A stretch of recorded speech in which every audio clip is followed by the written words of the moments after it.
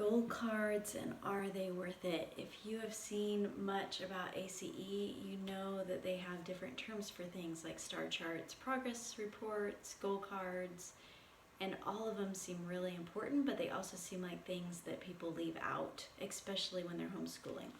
So, if you have a record keeping kit and you open it up, you will see a package like this of gold cards. These are something that we use in our homeschooling a lot. Every 2 weeks, they turn it in and they give it me, and I give them a new one. They fill this out. We actually put a hole punch in the top of ours. See it right there. Math, English, social studies, science, word building, literature, and animal science. So we do 4 days a week, 5 pages in each subject. So he does 35 pages a day in this. Now, this isn't a must-have with all of these. The main subjects are math, English, social studies, science, and word building. Literature is something that's offered in some of the grades. There's also creative writing that's offered, and animal science is offered in some grades, but not all of them. There's just a variety of different things you can add or subtract. I keep it mostly to math, English, social studies, science, and word building, and then in some grades I offer literature, in some grades I offer animal science, depending on how old the student is and how they're doing and what they need to work on. So for Joe here, he has 35 pages a day. He's doing 5 pages a day in math, but on some of his subjects, like science, he did less, but then he makes up with it with more the next day. If you come up to a checkup in one of your subjects and you were gonna split the checkup in half, you're supposed to end on page 20 for the day, but the checkup ends on page 21. You're gonna have to, you can't split that checkup. You have to go to page 21. So if I do that in social studies and science, I could do 4 pages in it instead of 5 pages for the day. Again, if you do school Monday through Friday, then you do 4 pages a day. So that would be fine for science to have 4 pages. In social studies, you could do 5 pages and then 3 pages the next day, however you want to do.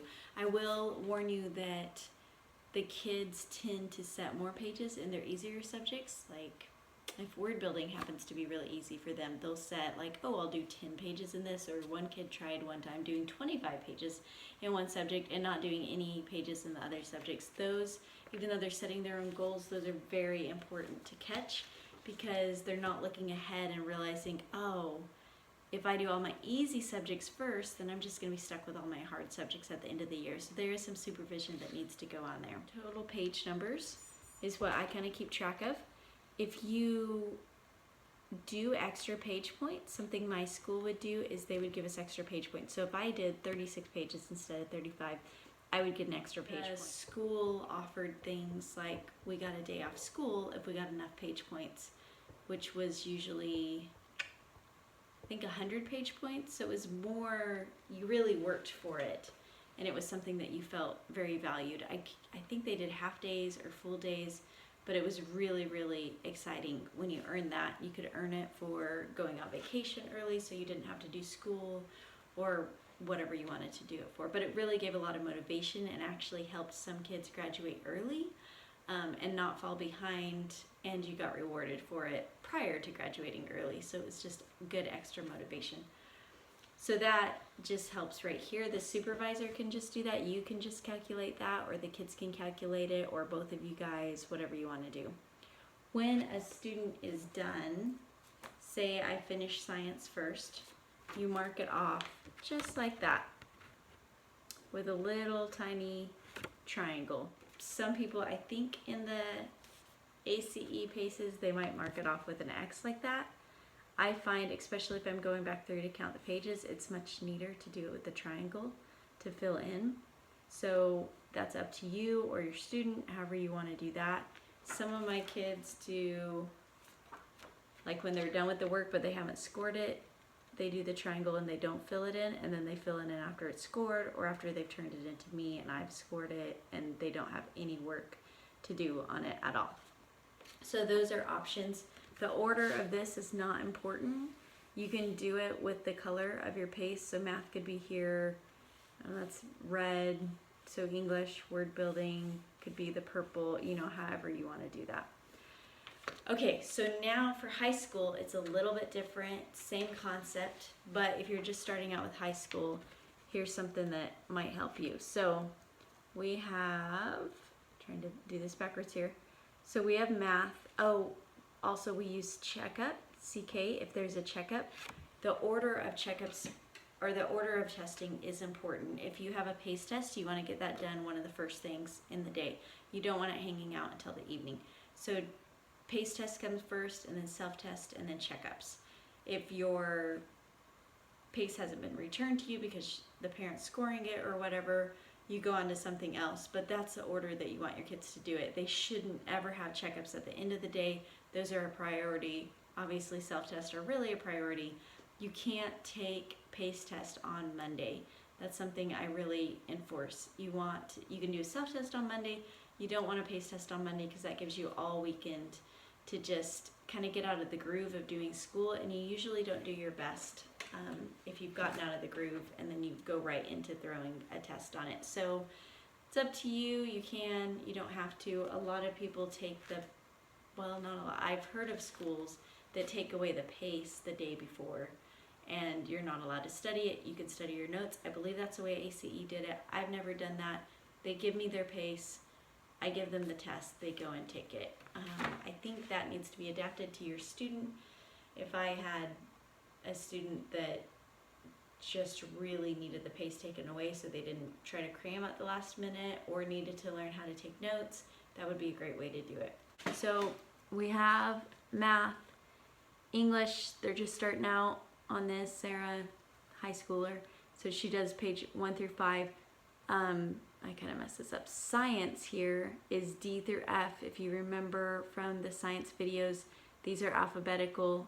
They're smaller paces though, because one pace is reading, it's 2 paces. One pace is reading and one pace is filling it out. So those are going to be 3 pages a day to get through 12 in a year. Social studies, same thing, 5 pages, it's a normal pace. Etymology, word building changes in 9th grade. Word building becomes etymology, and then they do 1 year of etymology, and then they're done with word building, and you can use other electives. The student has Bible.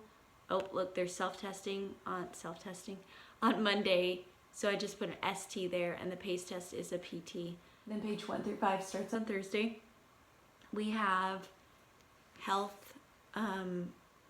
Goes through, this is really good for planning ahead. Again, we don't do school on Friday, but it's on here and you could totally do it. Sometimes say the PACE ended on, say this was a self-test, then we would do school on Friday and they would do the PACE test, or they'd have to rearrange their schedule. So you're always looking ahead. You're trying to make sure you don't have a PACE test on Monday. You're rearranging your other PACEs, doing less pages over here so you can do more pages over here if you need to. It really, really does a good job of teaching your kids to plan ahead. It teaches them to look forward, to plan, to make sure they're trying to arrange everything, just like in a real job. When you know a big project is coming down the pipe, you're going to want to plan ahead. You're going to want to say, okay, I need to clear all these other projects off before I get to that project. It just prepares you for that if you do it right. I'll include a link to getting these online. Somebody designed them online, so you can print it out, have it. If these aren't very expensive and they come a whole pack, so you end up with a lot of them. But if you are trying to cut corners and it saves you a couple dollars, then you can print it off yourself or have it on the computer, or you can make it out of an index card. When my kids are really young, I take a piece of paper and I say, okay, for math, I want you to do page 1, 2, 3, 4, and 5. And then they exit off. They get page 1 done and they exit off. And they do page 2 and they exit off. And that just kind of gives them shorter goals. I get to exit off. Ooh, I just did 2 pages and get to X2 numbers off. And it's more fun like that. AC or E, those are something I'll have to talk about at a later time, but that is privilege letter levels. So in a school, A level gives you, I think, 5 extra minutes on your break. C level gets you 10. E level gets special privileges. You can get out of your desk without permission, use the restroom without permission, get longer break, not have to use your score flag, different things that in the school are huge benefits. Then we have the book report here. If you're going to do an oral or written, that also has to do with the privilege levels. If you do oral and written, you get higher privileges. Then we have Bible memory over here. They do, I think ACE has a different scripture every 3 weeks, 2 or 3 weeks. You say it, you say a chunk of scripture, and then you can check it off here, or that can be your goal for the week, what you want to do. We do scripture verses a little bit different. We memorize 2 scriptures. This is aside from the scriptures in the paces, 2 scriptures every week. So we memorize the book of James. So it's, for the first week is James 1 through 2, and they can check it off here. We don't really do that. We get a sticker that goes on a star chart, and that's worked really well for us. I think that is the total for the goal cards. If you have any questions, feel free to ask. I'd love to answer them. Again, that's one way that we do it. You can do it however you want, whatever works. This system, the ACE setup, seems to work really well, but I know sometimes it's easy to just pick bits and pieces, and it seems to work really well as a whole, using the goal cards, using the schoolwork, doing this many pages. It's just a good, if you need a routine, if you need a system, this really offers it and lets you just be able to dive in like that. Hope this helps. Let me know if it does or if it doesn't. Thank you so much.